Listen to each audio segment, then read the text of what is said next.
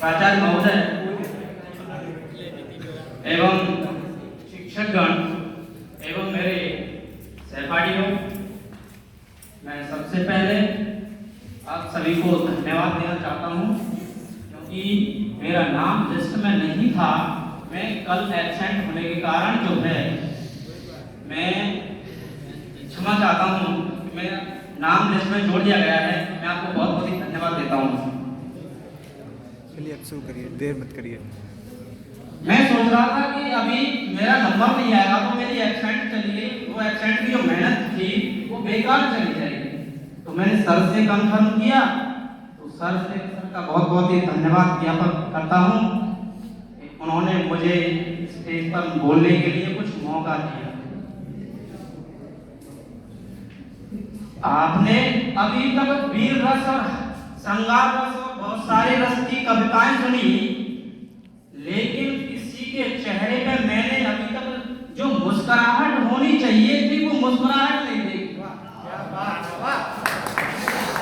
तो सबसे पहले मैं परमादरणीय प्राचार्य महोदय, शिक्षकगण एवं अपने सहपाठियों को पुनः मां शारदे के साथ एवं धरती माता भारत माता के साथ मैं सभी को प्रणाम करता हूँ, कोटि कोटि नमन करता हूँ।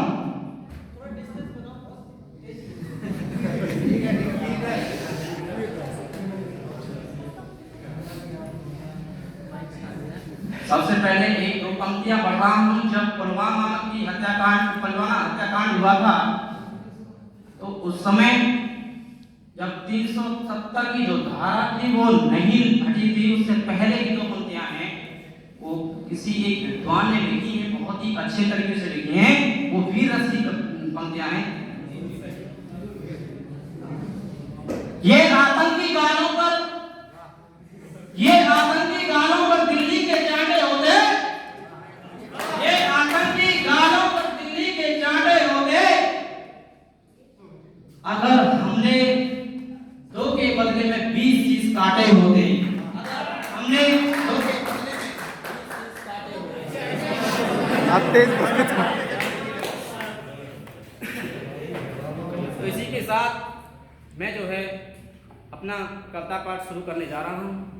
लेकिन आज की जो कविता है वो मेरी देश में कम से कम आज के समय में 3 लाख लोग भूख का शिकार होकर के अपनी मौत दे देते, अपनी जान दे देते हैं। मैं आज उसके बारे में सोच करके मंथन कर करके कविता लेकर के आया हूँ। देखिए, पहले जब हमारे यहाँ पर उत्तर पश्चिमी प्रदेश में कोई भूख से नहीं मरता है, लेकिन पहले जब 29 साल पहले एक भारत में सिर्फ एक मौत हुई थी भूख के कारण, और वो खबर जो है अमेरिका वालों ने अपने अखबार में छाप दी, तो इस पर भारत सरकार ने उसका खंडन किया था कि ये खबर गलत छापी गई है। हमारे देश में कोई भी भूख से नहीं मरता है। लेकिन आज हमारे देश ने 29 सालों में इतनी तरक्की की कि आज जो है हमारे देश में 3 लाख लोग भूख से मर रहे हैं।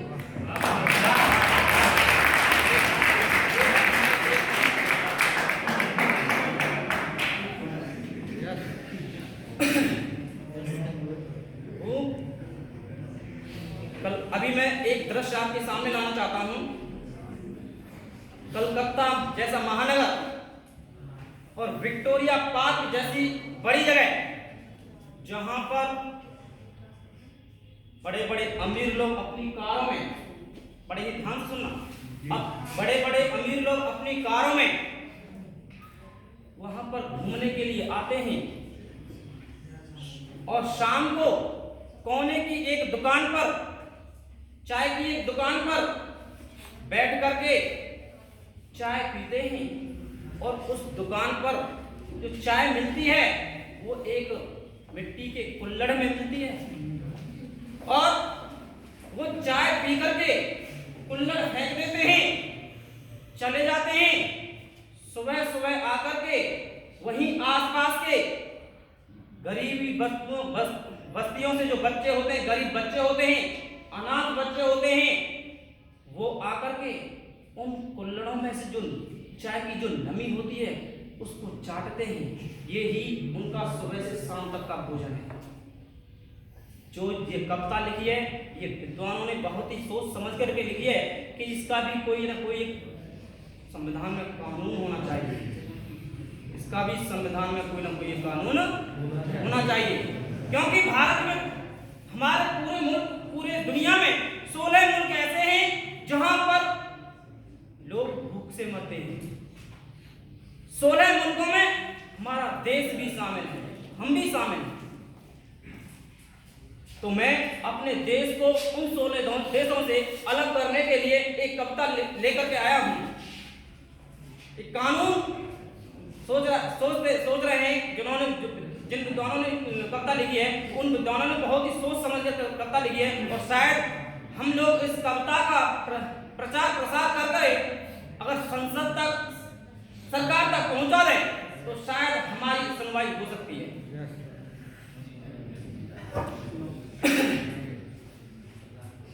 तो कानून के जो विद्वान थे उन्होंने एक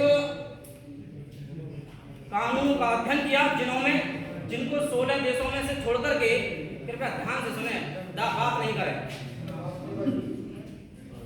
16 देशों को छोड़कर के अन्य देश जो जहां पर भूख से लोग नहीं मरते हैं, उन देशों के कानूनों का अध्ययन किया कि शायद पहले कभी मरते हो वो कैसे रुके। लेकिन उनमें उनके कानूनों में एक कानून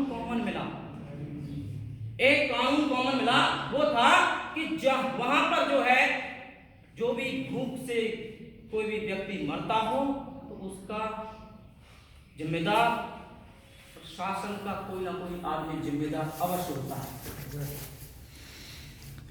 लेकिन हमारे देश में लाखों लोग भूख से मर रहे हैं, उसका आज तक कोई भी आदमी, प्रशासन, शासन का कोई भी व्यक्ति जिम्मेदार नहीं।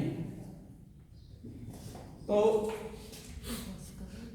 इसी के लिए दो पंक्तियां लेकर के आया हूं, वो इस प्रकार से हैं।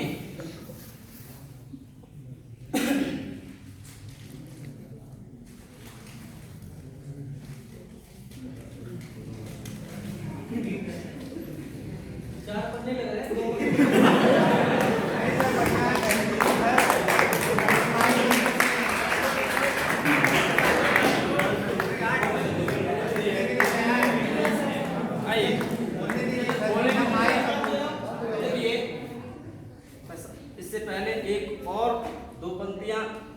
आपके मनोरंजन के लिए बोल देता हूं कि एक भिखारी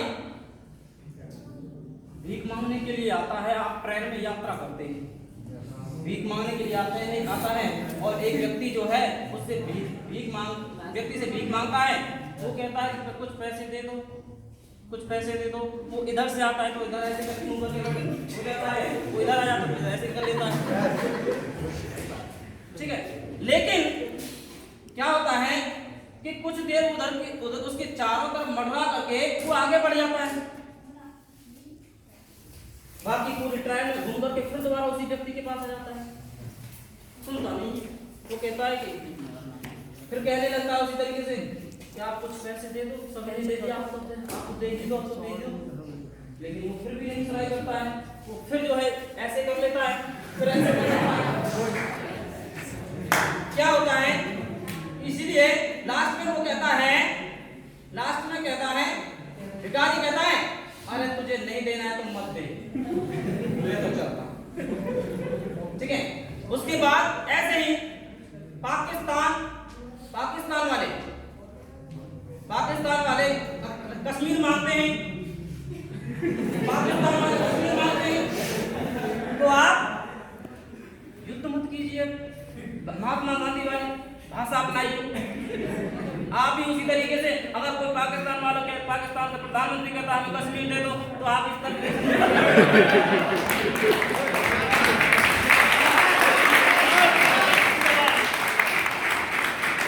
ऐसे ही करके, इसी तरीके से करके जो है आप उसको सालों उसको लास्ट में कह देगा कि आप भी कश्मीर मत दो।